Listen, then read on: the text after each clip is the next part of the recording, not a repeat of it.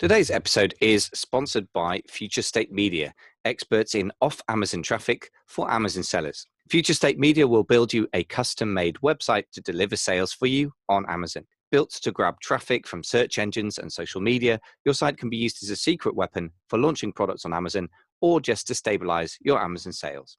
It means you can also build an email list on autopilot. Go to futurestatemedia.com for your free guide to Google SEO for Amazon sellers today. Ladies and gentlemen, boys and girls, Mr. Mayor, and anyone else who's listening, this is Michael Veazey from the 10K Collective podcast. And today I'm talking to Davis Nguyen of myconsultingoffer.org. Got to get the URL right. It's the basis of internet marketing. And we have been talking about the basic principles of how to find where your audience is, basically, and to connect with them and really understand them, and the power of that, to keeping it simple. But today we are talking about two specific platforms. It's shiny object time. Everyone always loves this. So I've got to do that tactical shiny object, do this and don't think too much episode. And this is that episode. Only kidding. And we're going to make you think, I'm afraid. And we're going to talk about Reddit and Quora with Davis, because it had huge successes with that early on. So take it away. Tell me about Reddit. Why is Reddit good for e-commerce or for any internet entrepreneurs? I think Reddit in general. So I'll start off with why I think Reddit is just a good platform in general. And then second, we'll dive into why e-commerce in particular.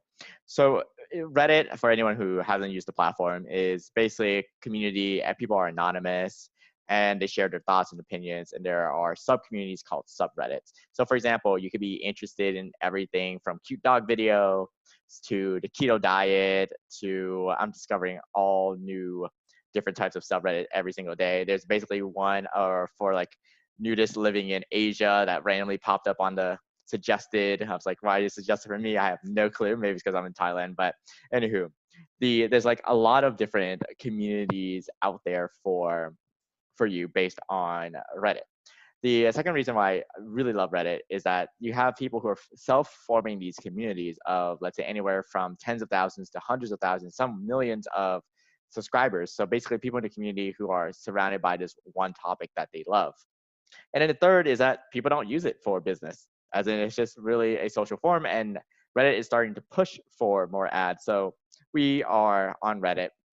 But from an e-commerce point of view, I actually want to think about it from a search. As in, you don't have to take my word for it. Literally go on Google. If you type in a product name, Google will automatically suggest product name, Reddit.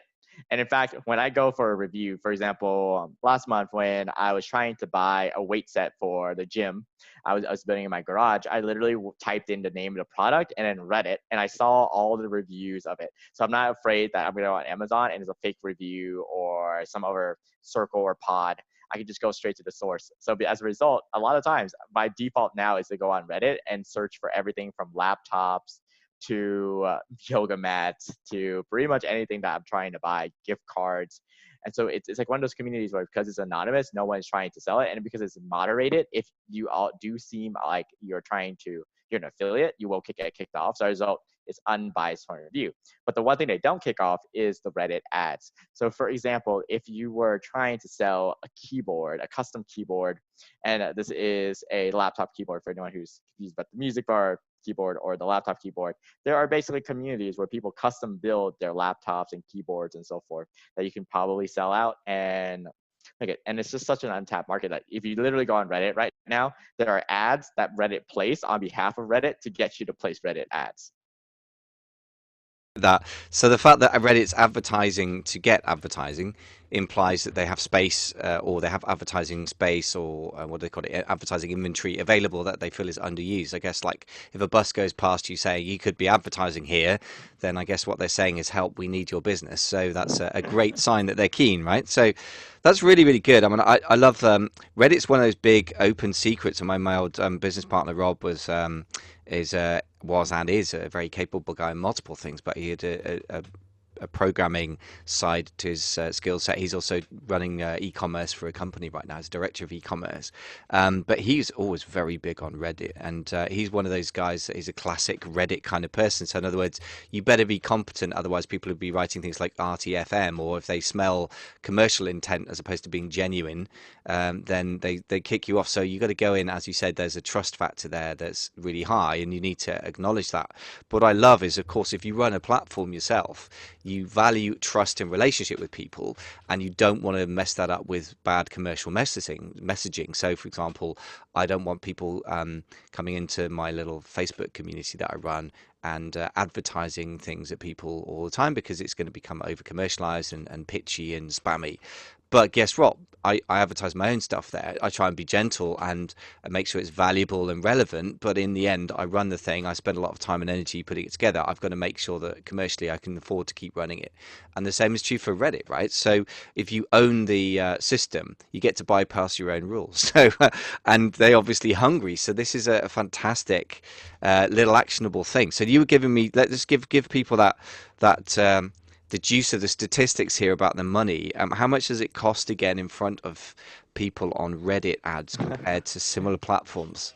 Let's get people Sure. So clicking over to Reddit and actually doing stuff. Sure. So this will depend on the subreddit, obviously, and if you're trying who you're trying to target.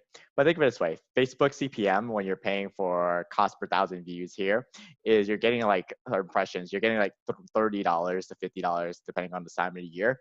But for Reddit, you can get it for like $1 and $2. So imagine like every $2 you spend, you get 1,000 people to view it who is in your audience. So for example, if you're trying to sell picture frames, there's a subreddit for people who are obsessed with picture frames. And that's just amazing to me to think that that exists for just such a low barrier to entry. I mean, one of the things about the Reddit that strikes me is quite old school. Actually, it's been around for ages, a bit like Google Forums or Fora, I suppose, if you're being precise. Um, And that's great because you get a certain person there that if you hit them nail on the head, they're very nerdy, very specific. So if you get it wrong, you'll be chased out of town with a pitchfork, metaphorically, obviously. And if you get it right, you're speaking a language of over precision, which is both the language of nerds, who are the original creators of and users of the net. And there's still something of that flavor, isn't there, in Reddit when I use it occasionally? And but also the economics and the engine of the net is niche marketing. You can sell, as you said, maybe a particular type of wooden picture frame online and make a living from that. Whereas if you try to do that in a local small town, you go broke very quickly. So there's something about Reddit for me that it encapsulates the nature of internet marketing specifically. In that it's very, very specific and very nerdy and very detail oriented. And as such, I think if you're trying to sell a single product or some product type, that seems like a beautiful match to me. I mean, way more than, for example, Facebook, where you've got to distract people from looking at cat videos in order to sell them, the latest perfume or something. It strikes me that it works, and as television did, is interruption marketing. But it always strikes me as you're kind of fighting against the current. Whereas if you're going where people are already talking about your stuff, it feels to me like you're going with the flow. That always strikes me as a more elegant solution. I mean, what are your thoughts on that? Having done a lot of Facebook ads, I know you've run Facebook ads for companies in the past. How does Reddit compare to something like Facebook or social media? Yeah, so two things here.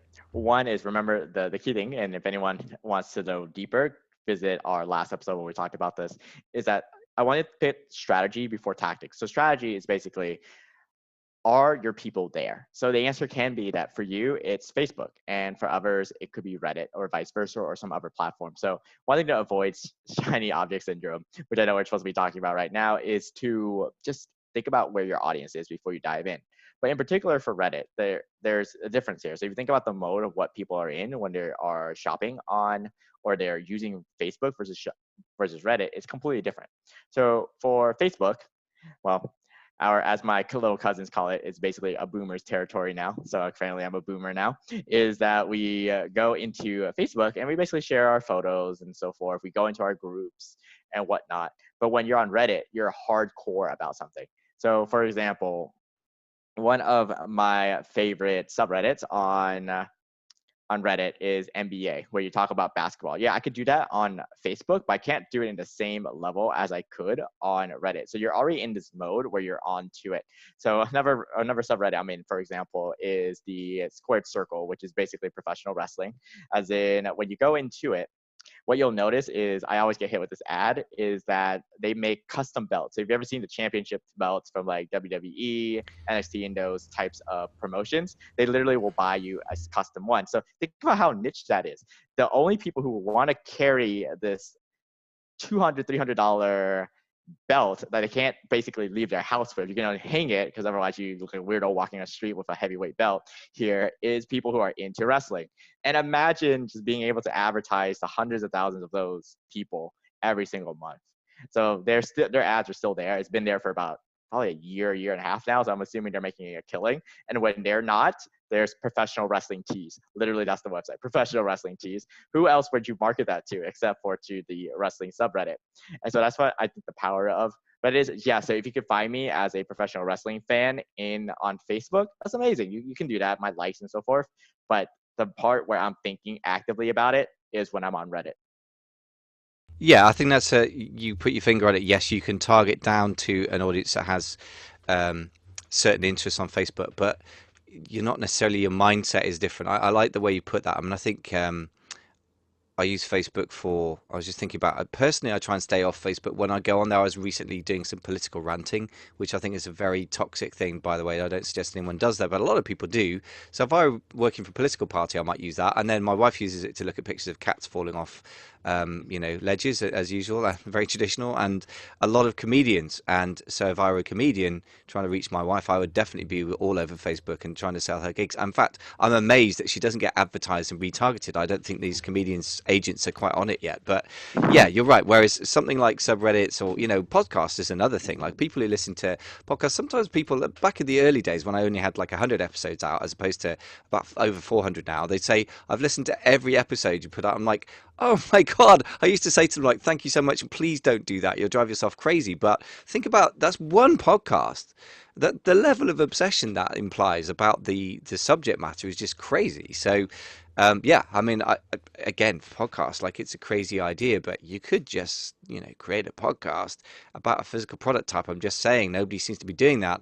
Everyone's creating podcasts about how to sell Amazon products, but I don't see people doing that. But anyway, I mean, I'm not saying that would be right for you, but yeah, again, it's an obsessive type medium. So I really love that, partly because I'm an obsessive type person. I mean, I absolutely love certain things like grammar nerding, internet marketing, music stuff. Um, from that point of view, I should probably be all over Reddit because I'm very much that kind of nerdy type person. So Reddit is obviously sounds very, very exciting, very worth exploring if it's going to be relevant for your audience. And thank you for the reminder, doing a slap on the wrist there. Don't get too shiny object oriented. Think about the strategy before tactics. Very, very wise. 100%. Tell me a bit about Quora, because we've mentioned Quora as well before. Because I think that's another one that's you found some great success with, and that's certainly not something I've heard much about as a marketing tool. So when would that be relevant for you, and when would that not be relevant for you as an e-commerce seller? So I'll take this really quick. I really like Quora. The reason I like Quora is similar to Reddit. People are very obsessive about a certain topic. I'm being one of those. But also, second, it's very public facing in the sense that people put their profiles, their Facebook, and so forth on, and they're answering questions. So Quora, for anyone who hasn't used the platform, it's basically a Q&A platform where you ask a question and people answer it. So it could be anything from what is something you only know having been raised in a military family, to questions like what were the best life-changing movies I should watch, and so forth. And the reason why I like Quora is it's very similar to Google, but a Q&A. So you could quickly figure out, for example, the type of questions people ask. Like I typically, when I go in there, I search for questions. Like for example, I was buying noise canceling headphones last month. And I was thinking, okay, who's the best noise canceling headphones? And like I mentioned earlier on the last episode, I was also buying an in-home gym. So I was trying to look at best workout bench. And then of course, when I need my supplements, which vitamins to go, and I'll literally type those in. And the cool thing about Quora is it allows you to advertise in three unique ways. One is on the question itself. Like for example, if you were selling vitamins and the question was, what's the best brand for vitamins? You can actually literally advertise there. Second, you can actually answer the question yourself, which is obviously organic, it's free, it's going to stay there forever versus having to pay for it. And then the third is you can retarget them.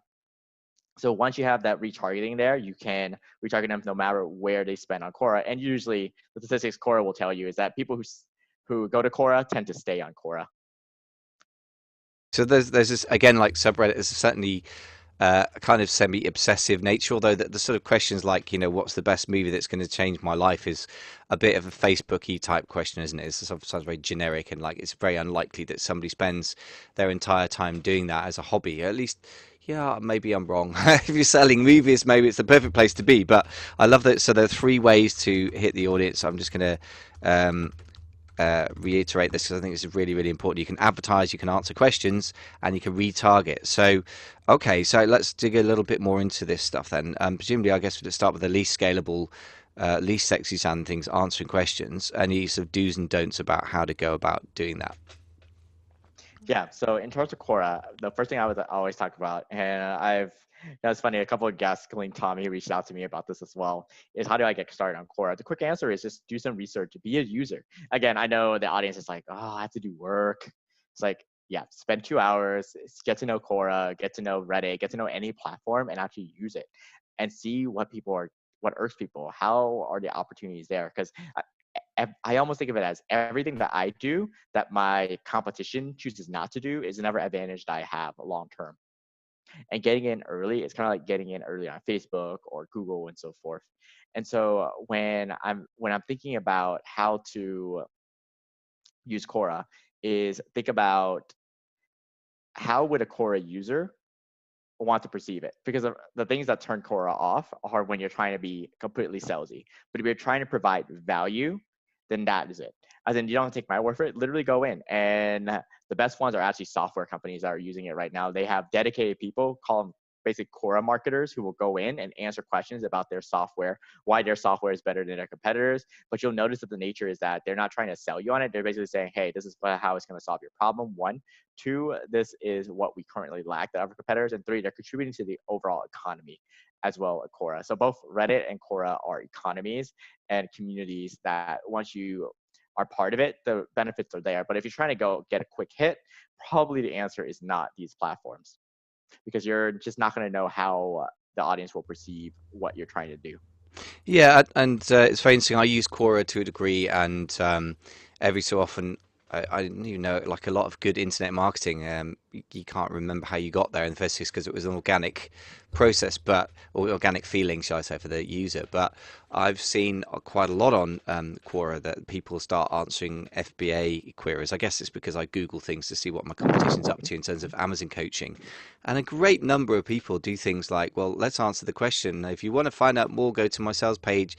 It feels salesy. It's not really authority building. And I think unlike Facebook, where you're spending a lot of money to reach somebody in their cat video to try and sell them a holiday, in my wife's case, for example, which, by the way, if you're selling holidays to people, my wife's a fantastic person to sell to because, like, you will make money on your adverts. But, that's a completely different. You could be more aggressive and more direct about it, and you have to be. But if you're in a, same with podcasts, and I remember got a couple of rude reviews last year, quite rightly, because I think I did a 5-minute pitch for something. I don't know what overcame me. I just lost my mind, really, because that's obviously stupid idea, and quite rightly somebody said, look, it took me about 7 minutes to get to any actionable information. That was a terrible idea, so don't do this at home. But yeah, I see a lot of people mess this up. From a user perspective, I find that, and also a marketer, I guess I haven't used it yet. The really, really obvious thing with the authority and sort of information type marketing is don't pitch. Just resist the urge. You can put your contact details. I mean, it's exactly what we're doing with you, right? Somebody at the end of it, even though this is an e-commerce based podcast, they might also have a coaching wing or wanted to be creating an agency, because every single Amazon seller I ever meet nowadays is creating an agency. So they may come to you, but they're not going to come to you because you say, yeah, I'm great, I made lots of money, and by the way, if you go right now, I've got a special offer, go to my consult, get the URL myconsultingoffer.org, because we haven't even mentioned anything like that, because you're building authority, you're building the fact that you know what you're doing, you're helping people, you're building goodwill. it's kind of old school, easy stuff, right? But people get it wrong all the time. So I'd really emphasize that. I mean, there's something about the Amazon space that leads to a lot of bad behavior. I don't know even why, but this is an example how not to do it. I mean, if you're an Amazon seller, you've probably done this already, but go on Quora and type in a simple thing like, how do I figure out what to sell on Amazon? It's kind of a slightly dumb question with respect as well, so you're going to get dumb answers. But I think this is an example of how not to do it. So, okay, so this is the how to hit the audience thing by answering questions, doing some work. By the way, you're mentioning software companies do this well. What do you think is just remind me what it is you think the characteristics of what they're doing well about it is? Because they're obviously specializing in this. Sure. So you can actually look it up. And a good example is I always like to turn it up. So if you look up Monday.com, so they're basically a project management tool. They're pretty good on Quora. And so they have these reps who come in, they answer these questions. I actually demoed it for my previous company because of how great the answer was that what they do is they go in there, they don't pitch. They just tell you about, great, these are probably your pain points. This is how you solve them manually. And this is how Monday would theoretically solve it. So they're doing a soft sale, but they're not really pitching it.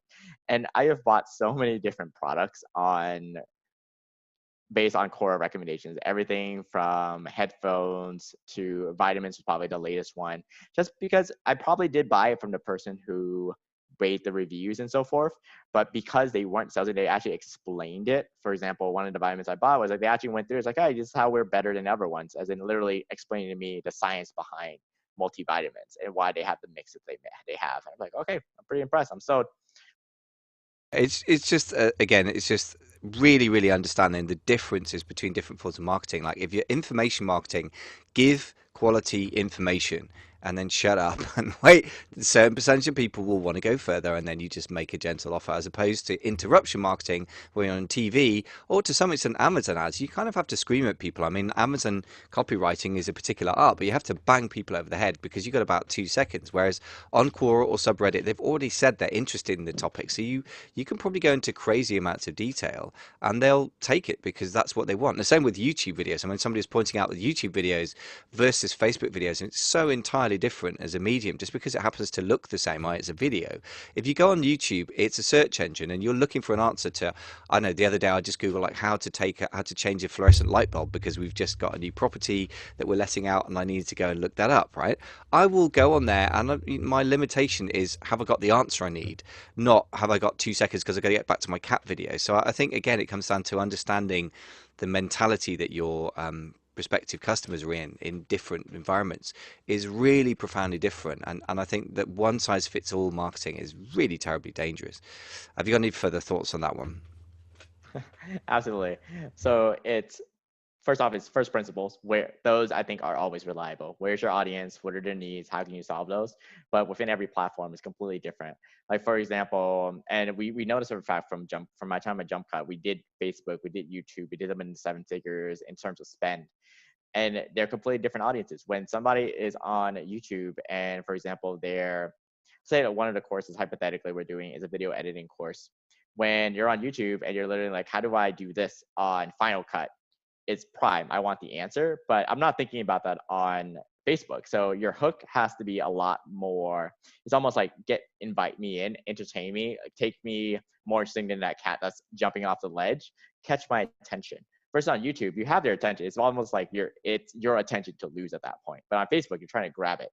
But it's completely different. Quora, they already are searching for the answer. So you don't need to hook them in of like, oh, how great this is. Like, just get straight to the answer. I remember I was talking to a friend of mine who was voted Kora's best answer of the year a few years back. And so how he gets that award is how many people view and subscribe to his account and everything. He was like the top guy in like 2016, 2017. And basically his whole thing is like, I just go straight to the point. I literally just answer. And you look at his answers compared to all his competitors and so forth. And he runs a marketing agency as well, is that he just answers the question.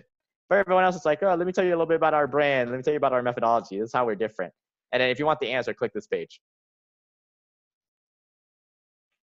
They're going for a sort of direct response type marketing, whereas he's going for authority marketing. And I guess against, I would say so. So don't talk about how your brand is different.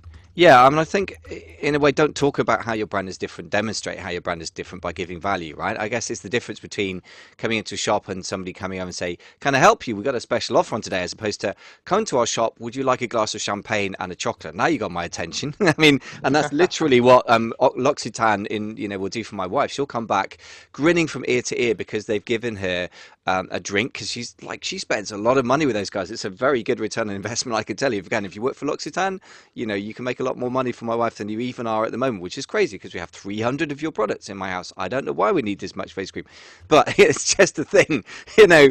So that's so smart because she comes away with, a drink and she's had some free products. That's giving, literally giving value, right? And in the e-commerce world, I mean, we are somewhat geared to that, but mostly it's a very quick sort of, you take this thing now and I'm going to chase you for reviews, or I'm going to, desperately try and get some immediate quick fix from it. They're not after an immediate quick fix. They're just giving value and building goodwill, and that's it.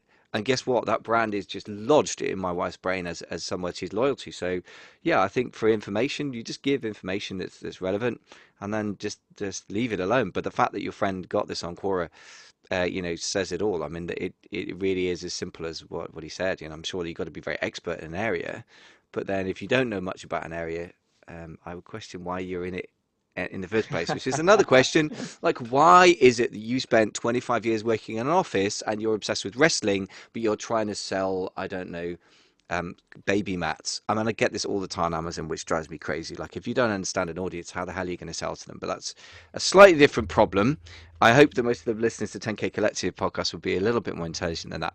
Tell me about the other two ways to get an audience on Quora then. So this is more the stuff that generally people get excited about. You can advertise and you can retarget them. Retarget's obviously a very nice shiny object keyword.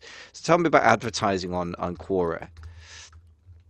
Sure. So very simple. As in, I almost like think platforms are simple. So for Quora, it's basically three things. It's one, what's your headline? Two, what's your body? And three, would you like to have an image with that? And no video, just images as of now. And it's just you can figure out who you want to target. Like for example, on Facebook, you can target their age, their gender, where they live, and so forth. And on Quora, it's very simply is what kind of questions what kind of topics are they interested in? Like for example, let's assume that I am in the financial services space. Anyone who asks about tax questions, and let's say, for example, I want them to be within the expat community, so digital nomads, expats, and so forth. I can tag all of that, and Quora will only show your ad to the people who fit those categories. So it's instead of doing it by gender and so forth, it's literally based on behavioral. What are they interested in? And it's just as that simple. Just put it on the ad, and you can actually. I was teaching people how to do this, and you can actually just do it with your first ad within like 5 minutes. Quora does such a fantastic job in Wow. trying to get you on the platform. Great. I mean, what I love about that, you just said a really key word. I think it's not demographic based so much as behavior based. I think there's so much power in that. On a behavior based marketing, every so often somebody starts banging on about it. I mean, Frank Kern talks about it.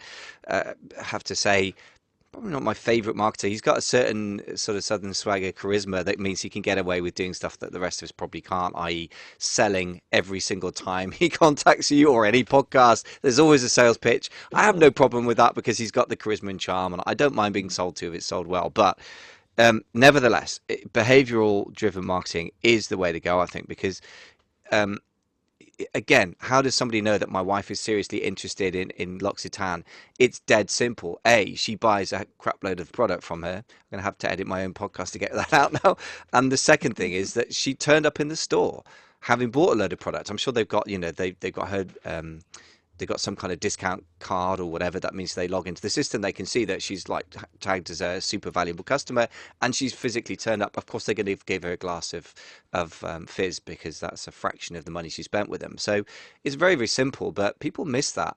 Um, Again, because it's virtual, I guess they forget there's a human being on the other side of it. If somebody's asked 25 questions about how do I sell on Amazon, they're probably looking for help to sell on Amazon, for example. And if you're selling e-commerce stuff like, as you said, headphones, if somebody's typed in, six different questions around noise cancelling headphones, they're probably really, really going to buy at least one set. And I bet you something else. I mean, Davis, how many sets of noise cancelling headphones have you bought, if I may ask?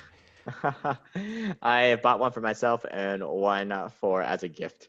But I'll tell you what. Funny enough, I bought mine, and I realized the shortage of what I was doing, and then I was like, huh, I wonder if there are better ones I could have bought. So, like for example, I bought the ones that are great for just commuting, airports, and things like that. But I realized I couldn't take them to the gym. And then other people were complaining about that on Reddit, of all places, of course. And then they were like, oh, by the way, yeah, I bought these headphones too. I'm like, oh, you can take those to the gym. They're not as great as the airport, but you can take these to the gym. And then now I'm all fascinated about this whole new other product. And I'm like, all right, anyone talk about this on at Google? And I Googled it. And I'm like, well, I'm back on Quora. And so it's like bouncing back between the two. It's like they have me on this loop. Excellent. And you know what? I would put money on the fact that you're going to buy another set of noise cancelling headphones within the next 3 to 6 months as well. I mean, because as somebody who's getting that into something, they don't normally buy one. For example, I don't buy one podcast mic. I mean, so far I've limited myself to 5 or 6 different microphones I've used, but I'm going to buy another one because I'm looking for the perfect sound, so then it's easy to use, they're slightly less heavy. It's one of those things. I'm going to end up buying some more lighting systems for the podcast. I'll probably buy another one of these boards. If you get really, really into something, you really are going to buy multiple Oh, sets of it, in my experience. absolutely. You As get in, I have obsessed, like right? exactly. I think a lot of people, especially entrepreneurs, we're very obsessed with what it is, and we just want to know everything. Otherwise, that's the curiosity of it. Like the small things like sleep masks. I have like 5 different types of sleep masks, depending on where I am, what temperature the room is, how much sleep I got the night before. It's like it's crazy. As in, it's such a weird thing to have 5 things of. I have like 5 different sleep masks, 3 of them which I carry around when I travel and I go to different conferences and things like that, which is like insane. But again, everyone has their own peculiar thing. They do, and I think as marketers, we really, really forget this. That look, just one of the best bits of sales wisdom I got from somebody who was incredibly simple sounding. It said, "A buyer is a buyer is a buyer," and that sounds ridiculous, but it's true. So, for example, my wife buys just loads and loads of face creams and stuff. Right? She has very good skin. It's not like it's bad skin. I think it gets dry very easily. She's got fine skin that gets dry, and it's Britain and it's the winter. But for example, in our bathroom, we have like 30 tubs. Forgive me, darling. I'm going to say all this stuff.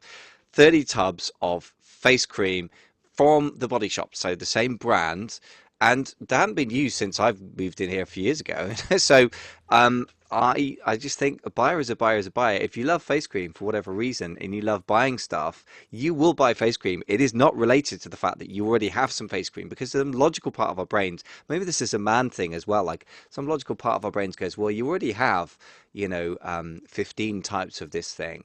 Why would you buy another one? Or if you have like 40 pairs of shoes, surely that person has enough shoes, they're never going to buy shoes again. But no, no, no, that's not how it works. It's the opposite. Somebody's bought 100 pairs of shoes, it's probably going to buy another 10 pairs of shoes in the next 6 months, because a buyer is a buyer is a buyer. And like, I hate to say something that sounds so salesy and old school, but actually my experience is just incredibly true.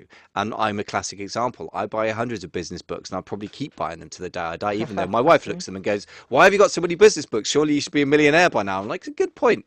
But, that's not how it works.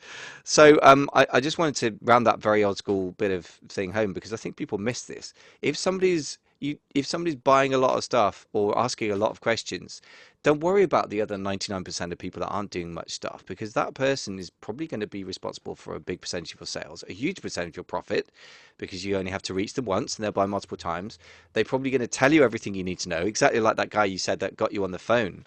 You probably wrote half of his listing for him. The other 3, 4 people he spoke to wrote the other half, and then we're done, right? I'm sorry, slight tangent, but in a way, I think not. I think people get very, very confused about this, me included, because it seems so counterintuitive.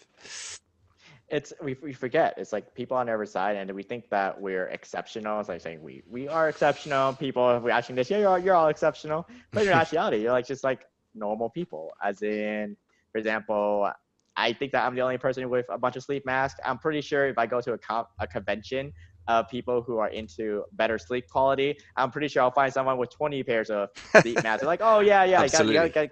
you gotta let it wear out for a day. You can't wear the same one, Davis. It's like, what are you doing there? Absolutely. And also, I've got to admit that I've got about 6 sleep masks, but guess who bought them? My wife, because my wife doesn't buy things in singles. And that's the other thing that we forget. Just somebody doesn't need to be in a job or some kind of legitimate reason to buy multiple things. Some people just buy things in multiples. My wife never buys single anything. I like, for example, needed to get a new bike lock a while ago, and this one I think we'd first met. It was about 6 years ago, and I was amazed that I went down to Halfords, which is a shop that sells things like that and car parts in the UK, and I bought a bike lock. And I came home, and a few days later, um, I think we weren't even together at that point. I sort of just started dating, and I went round her house, and she'd ordered 5 online. I was a bit surprised. This is one bike we're talking about, mind you. So some people just buy things in large numbers, and nobody's an exception. Actually, it depends on which particular product, right? So I don't think you could say, oh, there's a certain type of person who's a multi-buyer and create some complex profile for the sort of mentality. I'm a multi-buyer, if you like, with business books. My wife does it with a lot of different things. I do it with podcasts in the sense that it's free. But also audiobooks. I buy lots of audiobooks, for example. It's a habit I'm trying to wean myself off, but I love them. And I go running a lot and I want to have something to listen to. Other people will download every single album by a particular group or something. There's some obsessive within all of us, I think. So I don't think you and I need to feel bad, Davis, because I think we're just typical consumers, but it just depends which particular thing you choose to obsess with. So um, let's wrap this one up. Tell me what your sort of top 3 do's and don'ts are for Quora, and then we'll do the same for Reddit. Sure. Three top do's for Kora is one, before you use Kora, figure out if people are actually talking about your product, because they're not going to talk about every single product. For example, if it is a sex toy, probably Reddit when it's anonymous, but for Kora, probably people aren't going to put their face on it and talk about, this is what I use. So figure out if your audience is actually on Kora. Second is, if it is, start a small test. It takes 5 minutes to set up an ad, just go for it. And third, give value. It's all about giving value on Quora, and then you'll find that once you do that, you'll have a very unfair advantage. On Reddit, a couple things. One, more than Quora, don't be salesy. They will kick you, they will mark you as spam, and they will kick you out. Two is spend time on the subreddits, as in very quickly, just if you type in on Google search, and people already know how to do this, site reddit.com, and then type in whatever topic you're trying to interest, you'll find a bunch of Reddits. And then there are actually sites that tell you, if you click your favorite Reddit, it'll tell you other subreddits that you're probably going to do. It's like cursive research, all done for you. It takes like 10 minutes to do that.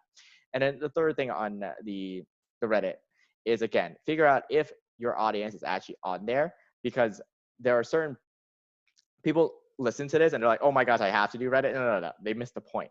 The point is, where is your audience? And it just so happens that, at least for our market, and love our audience, is that they happen to be on Quora and Reddit, maybe because they're as nerdy as I am and they hang out there as well. But just look back on where your audience is, and that's where you should go. Because if your audience is not on Quora, not on Reddit, and it's on another platform, then you should be there and not trying to force your way through. Yeah, again, that summary of the thing you were saying is that you put strategy before tactics, i.e., first of all, is your audience on this platform? Because if it isn't going to work for you. So again, it comes down to being people centric rather than platform centric, right? And I think that's a huge problem with Amazon sellers, because they often, as I was, are pitched into the idea that it's this magic platform, and at a certain point, it kind of was, and it still has a lot of magic about it. It has a lot of eyeballs, has incredible conversion rates, has incredible trust. So you've got to say that that's true. But I think that can be true for Reddit for the right people, and it can be true for Quora. But as you said, a very neat example, like if you've got a public profile, you're probably not going to be talking about very private things like sex toys. Whereas Reddit, if it's more anonymous, which is a very important point you made, it may be where the exact same consumer will talk in a completely different way because it's anonymized. So in the end, I guess it comes down to the two things, which is number one, where does your consumer hang out, as you've rightly pointed out repeatedly, which I think is a really important thing to say.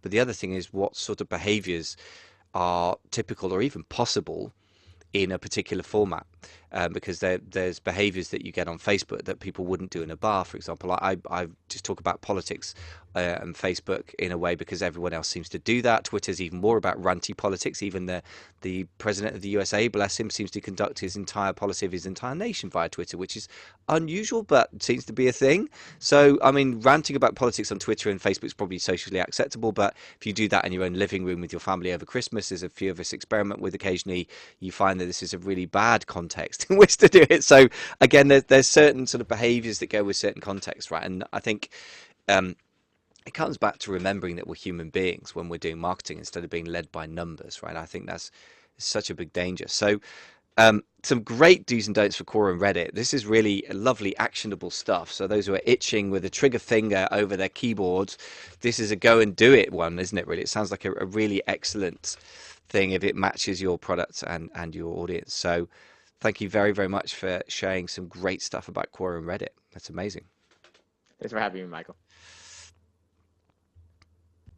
So, Davis, we're going to have to wrap things up because I know you've got to dash on to life in Thailand before you then presumably fly back to the West Coast next week or something. Complex international digital nomad lifestyle that you have. It's been really great stuff. I love the fact that you work from first principles. Where is your audience is a repeated message that we're getting. Have you got any final thoughts for e-commerce sellers who want to go and find traffic sources that are both relevant to a particular type of audience and where the competition is low, where it's early adopter sort of situation? Like I mentioned, read your reviews and figure out where they hang out. That's like the ease. I know, like if people are looking for some complex solutions, I find that most things, if they're simple and they're fundamental, they'll work. So figure out, read the reviews, find out where they hang out, spend time with them, and you'll find a couple of things. So read the reviews and figure out where they hang out. I think, yeah, this is, as you say, a lot of the time, good practice is pretty simple. I mean, there's another member of the 10K Collective Mastermind who's been developing his own product line, and they simply, it's for gym users, and it's a kind of supplement. I'm not going to go any further with that. Again, the sacred keywords that we will not mention, but he has simply been creating small batch runs of things, taking it to people and saying, how is it? Is it working for you? Is it performing its primary function? Does it taste good? Is it easy to consume? Just basic stuff, and then iterating based on actual real conversations with actual real life users. So crazy how simple success can be if you're willing to do the stuff, as you say, the competition isn't willing to do. That's your competitive advantage. That was a great quote. So if people want to get in touch with you, I presume they go to your website. So it's myconsultingoffer.org. Is that right? That's correct. You can just reach me. I'm super easy to find. Yeah. Excellent. So, Davis, it's been a real pleasure to talk to you, and I love the fact that we're bringing in somebody who doesn't sell on Amazon, and that you're bringing immediate, actionable, valuable insights to people who do sell on Amazon. So, once again, I would plead with people, please, this 2020, think outside the box, folks. If you're just listening to Amazon podcasts, you are missing out. Of course, this is an Amazon-focused podcast, but we're trying to bring people in from the outside the bubble. So, Davis, it's been fantastic to talk to you. Really appreciate your time. Thanks for the opportunity.